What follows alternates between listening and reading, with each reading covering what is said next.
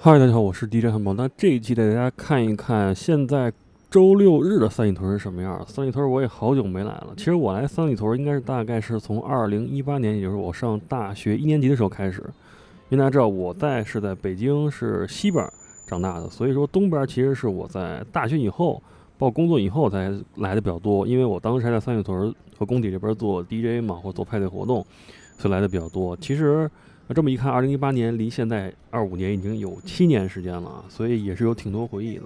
那这个视频呢，带大家看一看三里屯这个核心的这个中心地带，以及它附近的老小区。同时呢，因为这次我是开车过来的，所以大家看一看晚上的东三环，包括这个永安里江南大街，包括工体东路这块的大概的状况，也就当一个回忆吧。然后整体的时长我看了一下，应该也挺长的，所以我做这些东西当做一个小微的纪录片来看啊。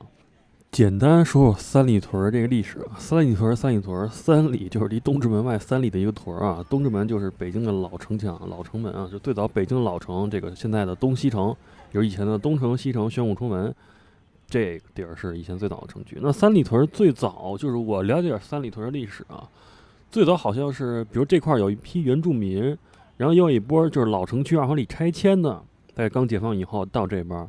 然后大家也知道，当时呢，就是2环外这个区域都不太发达，所以在三里屯，就是现在那个最标志化那个楼那儿，建了一个就是叫三里屯服务楼吧。然后这个服务楼其实北京以前很多地方都有啊，就这整个这个楼就跟一俱乐部一样，不是说现在咱们理解的俱乐部啊，就干什么都有，可以什么盛油、盛粮，各种盛饭，然后有活动中心，就是你想想那个年代那个状态。后来呢，好像又改成什么汽配商城，然后慢慢就是改革开放以后。经济发展以后，慢慢作为一个潮流中心。那三里屯这个地儿呢，也是我可以说是北京唯一的潮流的顶流，然后年轻人的顶流，因为它跟工体挨了一块儿，工体还能踢足球。所以具体大家看我的这个视频的表述吧，好吧。这个到十里河就已经就跟那晚高峰一样，我靠，怎么现在北京周六有晚高峰啊？好久没在北京开车了啊，以前经常开。然后十里河这地方，其实你看这个桥。这个是高铁桥啊，然后这个十里河底下就是这3环这块儿有很多城中村。哎，这是3环必堵的一个点啊，就是快到国贸，看到没有？这是国贸商城嘛，然后中国资在这儿，对吧？这是每次在3环必堵的一个点啊。周六晚上也还会堵，然后这个到双井了嘛。我拍这期的时候，第2期北京那期应该还没发呢，就我在九龙山，就是双井这块一路往东。那期还没有发啊，然后到时候你们看就知道啊。然后我又来这块了啊，但是一会儿我从那个建安大街给大家走一下，正好，然后走永安里那一块。反正这个3环就经常会堵车，但不过呢，3环你可以看到，刚才我就是从丰台南3环过来的，到这个东3环，你可以明显感觉到这个不一样啊，就是朝阳和丰台的这个发展。朝阳和丰台其实在过去都属于一个是南郊，一个是东郊啊，但是朝阳已经几乎说可以是已经完全进化出一个城区的感觉了，但是丰台大家懂的都懂，属于城六区比较拉胯的一个啊，甚至可能干过南边这个大兴的这个郊区，比如西红门什么高米店、大安新城这块也是非常强的。然后这个就是东3环啊，为什么给大家录一段？因为在这个地方我也是住过1年啊，这因为第2期里我都会说到的。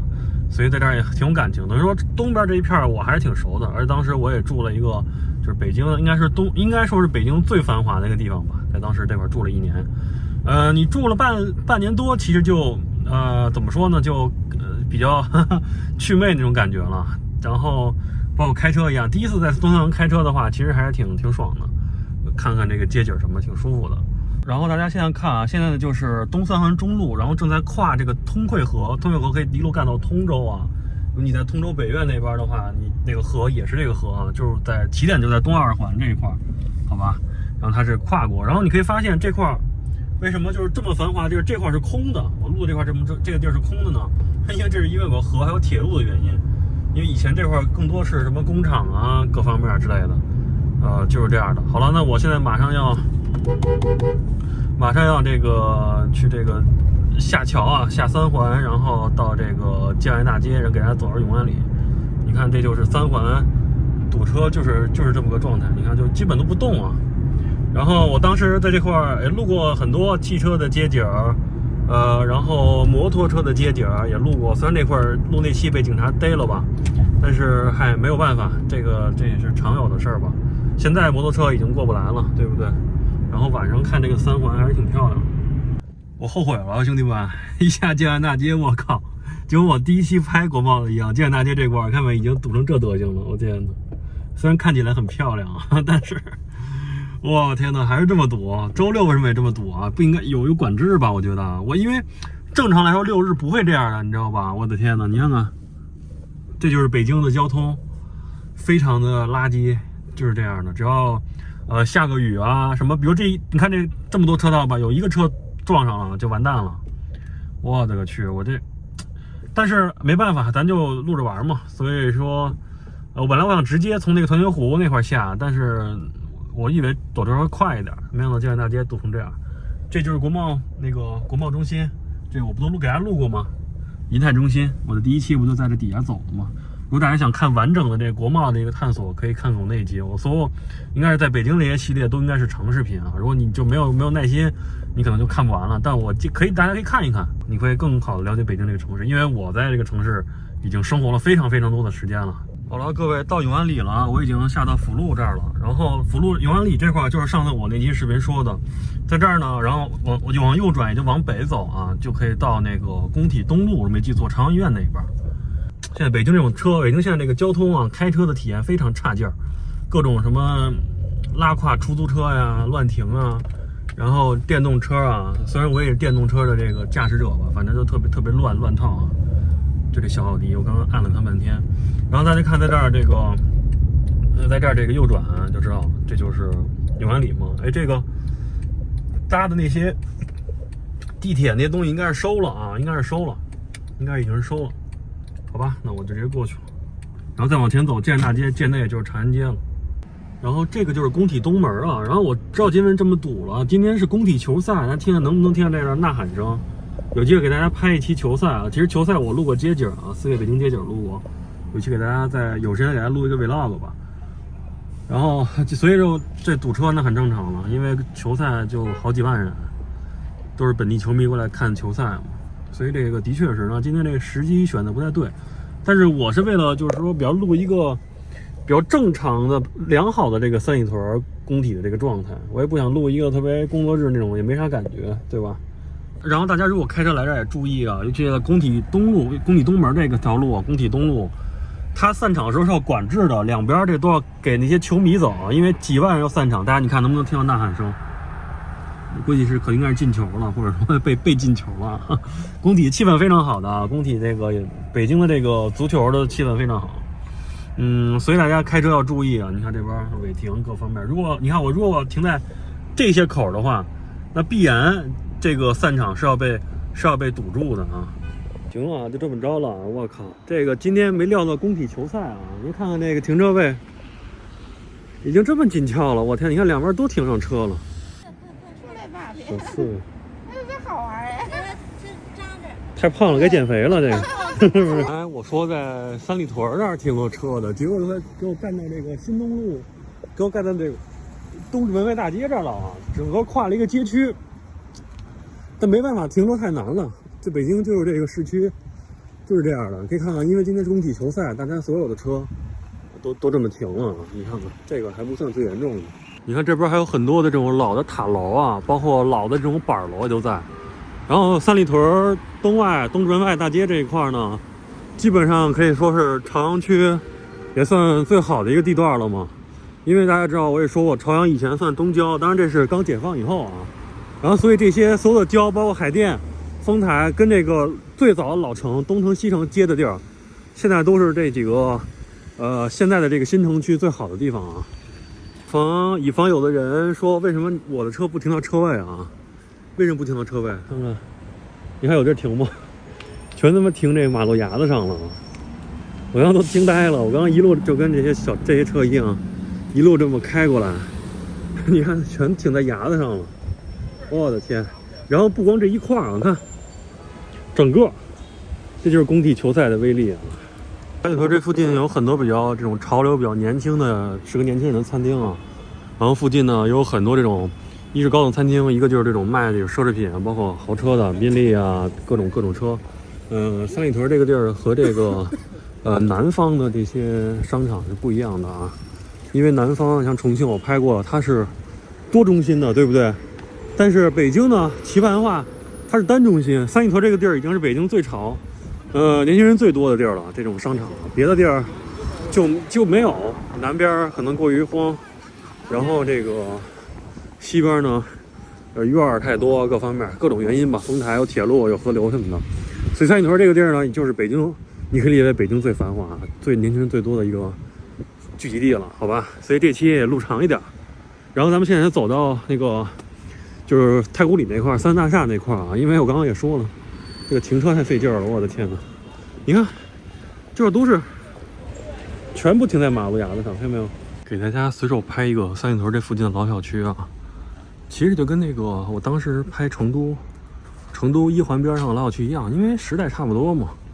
你看它这些楼的建设，我跟你说这个楼当时分配的时候，应该就是分配那个人的等级还不低，我跟你说吧，看通过它的面积来看啊，因为这个地方估计当时分配的时候，这边还属于东郊呢，所以在这儿分配房子，因为这边是有空地的。因为以前这三里屯这些东西都是后来的嘛，对吧？然后这就是一个北京比较典型的2环到3环或者2环里的这些老破小的社区，就是这个样子的，看没有？我不知道能不能看得清楚啊，简单给大家看一看。然后区别于南方什么？南方会比较喜欢用那种黑色或者灰色调，或者绿色、蓝色调吧。北方一定是，尤其北京一定是这种，看没有？大红墙，这就非常典型的北京老破小风格，红墙加白墙啊，这么刷漆都是这样的。然后这种黄了吧唧这种黄灯，现在目前只有市区，看没有？才用这种黄灯了，这种郊区新区已经全用 LED 了，它这个不是 LED 的灯。你看它这边的面积，分配的面积一般挺大的。你看多大面积呢？这种老破小里算非常大的。我估计以前也是挺牛逼的单位分的，具体我不清楚啊。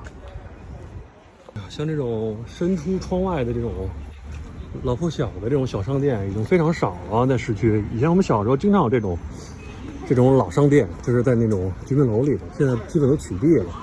这个还留了一个。然后咱们现在就到三里屯这个中心了啊，北京最潮流的中心，就这么一个地儿，好吧？幸亏没停这个里面停车场啊，我一看估计就得这么堵，经常的。我大爷那会儿开过一次，堵了1小时，就这么不动。他会一直排，整个这么排过来，看没有？这一条队都是排队进车库的。好，这老酒吧街改干好地来了。这个老的这个样子，我以前拍过个街景啊，也算这个有这个一个记忆了啊，已经是绝版了。现在这都变成这种看蛋糕店，然后这个男孩女孩好像还是酒吧哈，还是这样的。我拍的那次还是冬天呢，下着雪，然后那也是我第一个北京街景视频。后来我拍了一系列，对吧？但是这条酒吧街其实跟我们00年的关系不太大，一般都是什么80、80、90后可能来这儿比较多啊，我们来这儿并不多了。然后这边再往前走就到那个第2使馆区，三里屯这边是使馆区了，就是大概是这么个状态。但这边我还说了，跟我关系不大啊。然后那边对面是南3里啊，这也不在咱今天的介绍范围。大家进到里面看一下啊，里面就是苹果店，然后还有一些奢侈品商场。然后这边整体的氛围就是这种比较小奢华那种感觉的。从我18年来一直都是这种状态啊。但是有些店铺的位置会改变，包括最早那个苹果店也不是在这个位置啊。这个就是苹果店，北京的这个旗舰店啊。我的这个4年前苹果就是在这儿买的，然后最早它这个苹果店是在这个位置，看没有？这是它最早的店。然后这个屏幕一直都在啊。我当时录街景那个我还有个冰墩墩呢，现在肯定已经换了。然后呢，不得不说啊，三里屯还是这个北京年轻人最多的地方，最有活力的地方啊！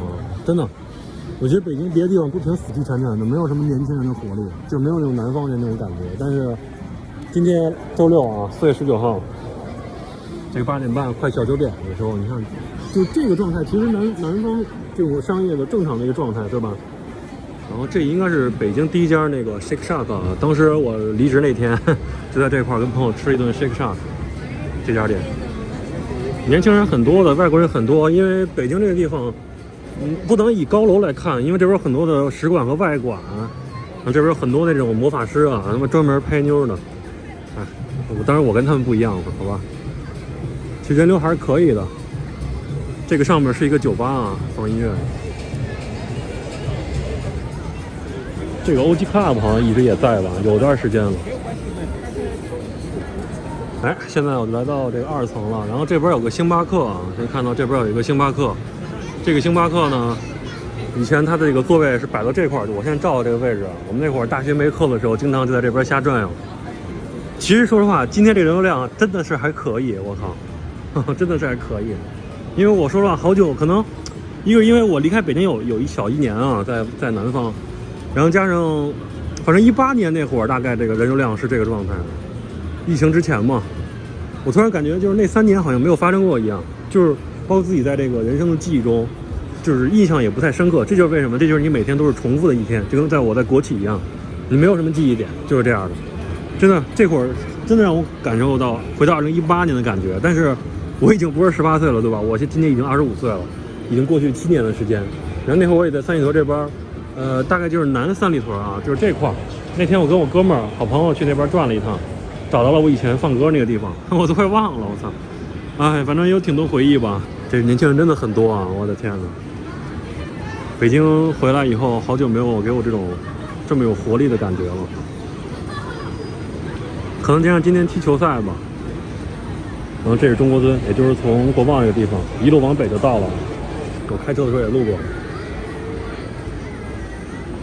就我这转了一会儿，也得有这当年准备去 club 玩的那感觉了，就已经有那种香水味儿，然后那个雪茄那个烟的那个味道，然后香氛那个味道，好吧，有一点点怀念。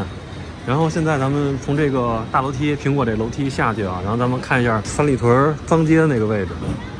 这边反正潮流人物啊，包括怪人挺多的，还有遛着各种特别神奇的动物的，反正也是挺有意思的地方。啊，这是苹果的2层啊，可以维修的地儿。我当时加那个保险还在这加呢。然后咱们就下去，还是可以的。今天这个人流年轻人还是挺多的啊。前几年那会儿，我辞职那年，人流量就是还没恢复呢，感觉现在大家又恢复了。但我觉得现在的这些主力军可能都是05、06了吧，我觉得应该是啊。我们这一波大部分人在上班或者怎么样。从这个大屏幕这块穿过来，然后就到以前三里屯最早那个脏街的位置了。反正现在已经被整改掉了。这个就是它地库出车的地方啊，非常的堵。然后这块就是三里屯最早的脏街，你看这挨着这些居民楼的地儿，以前会四大乱建一堆小棚子出来啊。然后我记得什么，也是听当时那个比我们年长的一些 DJ 们说，什么青年酒吧，对吧？当时非常牛逼的那些酒吧。当然现在这块都是一个完全整改了的区域了。你也可以说这个失去灵魂了，当然也有可以说是给这些居民楼这些居民们安静了，对吧？稍微安静了一些啊。咱可以进去看一下，没关系。看，只进了一个门，突然变得很安静了，发现没有？这个就是这个脏街里面的这个楼，看没有？这个跟老破小，北京市区老破小有什么区别？没有任何区别。但是一出去就是非常热闹的地方。你看，这个乱停乱放电动车、充电电动车车棚，堆的垃圾站，哎呦，还工体呐喊的声，现在工体球还在踢着呢。估计还踢1个小时啊。有机会给大家拍一期工体的 vlog。这个就是三里屯街道啊，大家想看可以就是暂停一下。然后出来就是脏街了，但现在已经是干净街了，好吧？看看，出来就是三里屯。这儿租房还挺爽的，但我估计也只适合年轻人。要是老年人的话，感觉就够呛。然后这块好像有一个那个三联书店吧，这个书店是一直都有的。变化还是挺大的。大概就是这样，然后再往那边就是奢侈品区域了。对吧？如果你买奢侈品，很多人会来这儿买。三里屯大概就是这个样子吧。然后我觉得，这期突然发现人多了吧，我能说的有点少，你知道吧？是这样的，这就是整个的一个状态。如果大家想看以前什么样，可以看一下我那期街景的视频啊。这就是33大厦，3.3。3.3一般前面会停一排豪车啊，我记得是应该是这样的。然后就那次这个车库我就停车停在这儿，非常的堵。还行吧，变化没有那么大，但也变化了。我觉得主要是当时一块玩那些人，基本都干嘛去了，很少还会一块聚在这里，就很少了。除非就是说经常联系那些朋友，当然就是大学一波人来这玩的时候，那个状态就已经是和我们远去了，好吧？大概就是这样的。然后再往前走就是奢侈品了啊。奢侈品人少了，因为大部分年轻人来这儿都是凑热闹，很少有人真买奢侈品，对吧？除非您是真富二代。那这样大概就转了一圈啊，这就是北京年轻人最多、最潮流的一个街区，只有三里屯啊，别的地儿都差点意思。这就是北京的这个布局，和南方是完全不一样的。这是三里屯一中，在这儿上学还挺幸福的，但也挺闹的啊。这个地方天天我操这么热闹，是不是？能好好学习吗？三里屯一中啊，三里屯以前，如果说我们00后的，其实包括95后都无所谓，但如果你80那会儿，应该这边就挺城乡结合那感觉的，这是最早的时候。这是一个死胡同啊，大概就是这样。这边反正还是老小区挺多的，因为这边没法建高楼，它离2环很近。离海，如果它建得特别高，那个离海能看见海了，对吧？其实三里屯这个地方都是那会儿我们去工体去夜店的时候的一个预热的地方啊，一个预热的地方，就是先来这儿什么喝点酒啊，吃个饭呀，然后到12点以后再去工体西路的俱乐部啊。当然今天就不拍工体了啊，这个时间现在是9点多钟，没到点儿，12点以后拍才有意思，然后等天热点再拍吧。今天我就开车，因为我转着车呢，跑车。反正这边跑车很多了，见怪不怪。然后呢，大概就是这么个状态啊，已经过去了7年，大概是。反正这边记忆也挺多的吧，当时和那些同学玩的时候，就是这么个状态。然后这边其实比较适合你下了班晚上逛逛街、吃个饭的一个区域。北京别的区域都太老派了，什么西单、东单呀、王府井什么的，区域都太老派了，就没什么意思。这边年轻人多呀，对吧？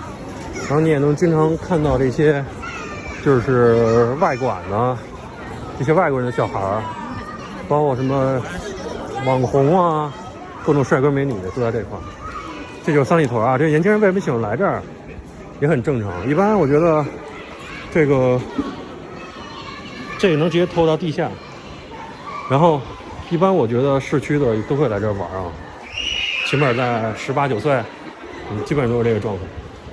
下面就不拍了，下面有那个奶茶店啊，还有一个超市啊，我记得印象中啊。然后会在这儿上个卫生间上个卫生间。这个就是地下1层啊，本来不想下来的，那我想上个卫生间吧，因为一会儿我怕堵车什么的。然后这个区域其实还是北京挺有质感的一个商圈，或者说最有质感的商圈之一啊。因为这边主要年轻人各方面的，你要去，我刚刚也说了，你要去什么西单、东单、王府井，就会非常老派的那个状态，就年轻人都不会喜欢这些区域，大致就是这么回事儿。这个小米和这个喜茶还一直倒是都在啊，然后现在就上去。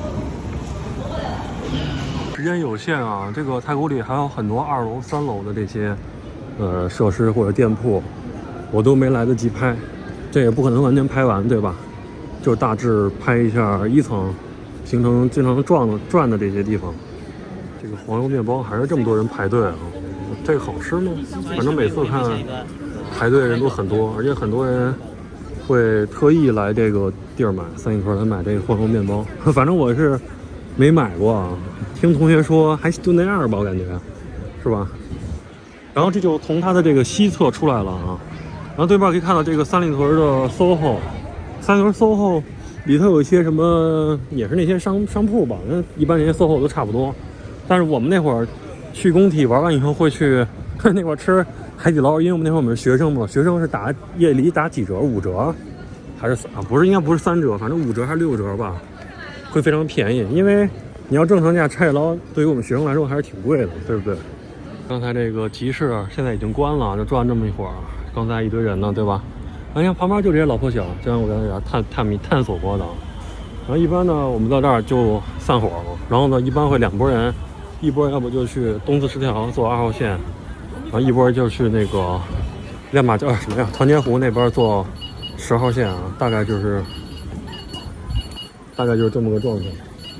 然后我今天就因为开车了嘛，就坐车走了。他好像是1号回。刚才说了，我那车停到那个东外大街那儿了嘛，东门外大街。我刚才从这个老破小区里穿过来的，然后这次给大家走一个大道啊。可以看到这个工体现在这块有两个线路，一个是这个3号线，一个是17号线。这在我们那会儿是压根没有的啊，那会儿只有2个站，一个是刚才我说，就现在一直往前走，还得走20分钟，走到2环的东四十条地铁站，要不就刚才我说的这边一路走到团结湖，走到东3环，坐团结湖的10号线啊。现在这块又多了一站，叫工人体育场站，3号线、17号线都在这儿。但是今天为什么封站了呢？你看现在这个刚9点多钟，因为在踢球赛啊。球赛就刚才我开车过来那段路线就被全部管制掉，一会儿就散场，他们那球迷啊散场就走到那个大街上，那挺有意思的啊，也挺有意思的。这就是这块，现在等于说多了一条3号线，多一条17号线，然后17号线呢将来还会往南延到就是我以前上班永安里那个地方，所以我不知道大家在这儿有没有一个比较系统的这个地图出现，好吧，这就是这样。你看这还能小报摊亭呢，这边有好多店都关了，然后这个肯德基是一直在的啊。那会儿我做工体当 DJ 的时候，没地儿住嘛，我也不想住酒店，费钱呀，学生没钱呀，我就在肯德基这儿睡一晚上，做完活动。啊，这个店铺已经变小了吧？应该是已经变小了。然后前面的话，应该还有一个这个金客隆3里屯，金客隆也是北京电动车，金客隆也是这个北京比较这个老牌的这个超市了啊，一般在市区比较多。这个老火锅应该是新开的，以前没有。这个3里屯这个店，金客隆，那会儿我们去 club 玩的时候还会先买瓶水，那会儿没有钱啊，先喝饱了然后再进去，对吧？那都是大一那会儿了，我就说这都是2018 18岁那会儿的事儿。那会儿因为既做 DJ， 然后呢又在这儿经常来玩嘛。这就是工体北路，散场了吧？应该还在踢啊，听着呐喊声应该还在踢，这块应该马上会管制掉了。然后呢，车为什么我一路往北停到北边了？全他妈停上面，我操！估计现在警察也不管了。然后呢，这块一路往前走，就到工体西路了啊。然后最早的时候，工体这边酒吧很多的时候，老工体的时候，因为18年那会儿我们大一那年，我做活动 DJ 那年的时候，这边还是老工体的，大致还是老工体状态。包括工体里面也是有一些俱乐部的，现在已经都拆没了，只留工体西路6号楼了。然后还是那句话，夏天再给大家拍吧，现在拍效果没那么好。然后呢，有很多记忆，那会儿一会儿可以那期给大家盘点那会儿的俱乐部啊什么之类的。哎，你看这个网上老说这儿现在没什么人，我操，挺多人的呀。反正我觉得人挺多的，可能今天各种活动聚在一块儿。因为今天为什么堵车呢？好像那个像那个奥森那边奥林匹克体育场那边也有演唱会什么的，所以人还挺多的。然后我看还哪个可以拍，反正这边再往前那边就是春秀路、老东城朝阳交界那些地方了。那边也给大家说说啊，整体到东四十条那儿。然后5道口找机会也是夏天嘛，给大家拍一期，也都有挺多记忆的。因为毕竟从那个上大学18年那会儿就开始一直做 DJ 嘛，做活动，自己组织活动，哎，挺多记忆的，好吧。然后这边3里屯简单说一下，这块就是我们一个预热的地儿。你要是就来打卡一下，其实也还可以吧，反正就吃个饭也是可以的。这边一些整体的质感，3里屯这个地儿的质感还是不错的，大家可以理解一下质感。和重庆商圈啊，重庆只有几个商圈，我觉得是有质感的，有些商圈就是没太多质感，但人家就是纯乐，就纯娱乐的环境，特别娱乐的氛围挺好。北京这边，这已经属于北京的这个娱乐氛围顶配了，好吧，已经是娱乐氛围的顶配了，好吧。那这期就到这儿，给大家嘚了这么半天，然后现在怎么说呢？我也不出那流量了，我就是自己做一个记录吧。我觉得，毕竟在这北京待了这么多年，从我在这儿长大，对吧？肯定有很多值得这个说的点，也是做一个视频嘛。其实视频很多的意义在于，就是你录了东西，不一定你说有多好的设备。你看我设备就是几年前那老手机，就是你录到这个东西了，就是值当的。比如我三里屯酒吧街老酒吧街，我那会儿呢，你看那会儿我觉得没怎么样，我觉得那个也不会拆，结果就拆了。其实三里屯还拆了很多地方啊，比如说拉里花园啊这些，还有那个好像那个鱼市酒店是不是也拆了呀？刚才可能没来得及录啊，一时间，反正挺多回忆，但那个在老视频里都有，这就是录视频的意义，对不对？我觉得还是做点有意义的视频。我现在也不会说在视频里动不动啊插一个广告，看这是什么，我觉得也有点难受啊。因为如果我专门做一个国内版本的话，除非他真的给我很多钱，对吧？我觉得要没必要，我还得重新导出，因为我做的就是全 4K 的视频，这样的成本太高了，对不对？现在我要走到东直门外大街啊。其实以前那个地儿，无论是你自己还是看到的东西会更自由，在三里屯工体这个地方。但是现在管制的越多了，比如以前这个地方，那会儿我们看球赛我还能骑我的摩托过来，那什么的，现在就没戏了。你看这个，我不是说我不想停在这儿附近啊，你看看这块已经全停满了这些车。北京交警执法还是比较人性的，像这种情况就肯定不会管，给你贴条的。那你要工作日的话，这就是刚才我进去的小门啊，不知道大家能不能看见。那平常工作日的话就不行，就是肯定要给你贴的。还是挺热闹的，今天找回了一点18年的那个感觉吧。这个是雅秀北路啊。其实这边你要让那个三里屯土著来讲，还有更多的内容啊。我只是从我作为一个来这儿玩的 DJ 啊音乐人，然后包括录视频的人、视频作者来说，我的一个角度吧。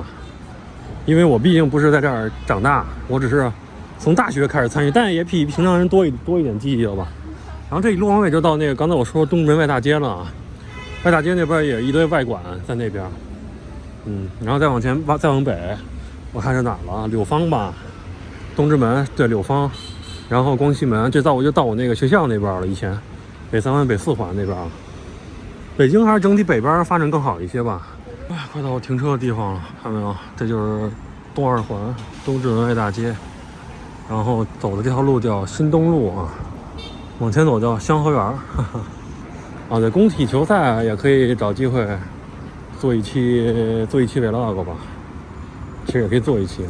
当然我录个街景，其实还挺有氛围。因为外地朋友来北京可以看一场工体球赛，我觉得挺不错的。主要这个主场氛围我觉得是最好啊。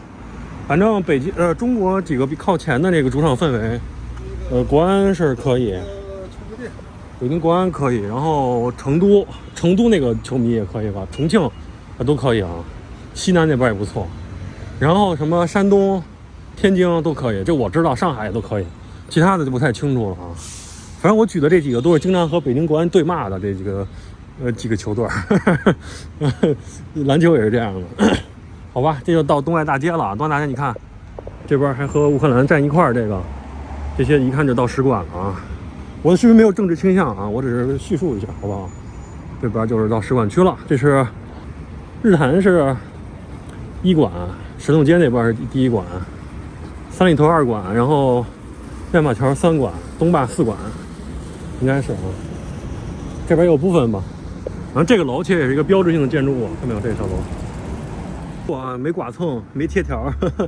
OK， 今天这个气氛呢这么不错呢，经常那么多大喊，我觉得绝逼就是赢球了。好吧，那这期就给大家简单聊一聊。三里屯记忆，其实还有很多没有说的，以后慢慢来吧。如果以后我真能出名了，也可以再做一个专题啊。我觉得像三里屯、工体、五道口、北京很多地方我都有很多记忆。你别让大家我做重庆、做成都、做香港视频做的，其实我没想到效果那么不错啊。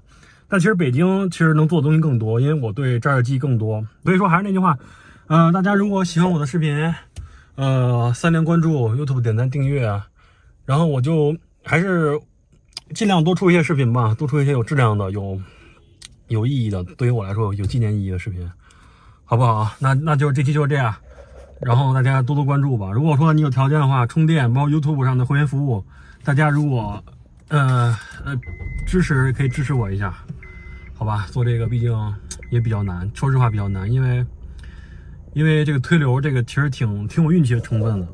OK， 那这期就是这样，然后我现在要回家了，兄弟们还是走晚一步啊！你看坐地铁的这块儿，这是以前我们坐地铁的3号线10号线团结湖，你看这块儿已经估计散场了啊，就会把这儿卡住。北京的交通就是他妈这么脆弱，哎，散会。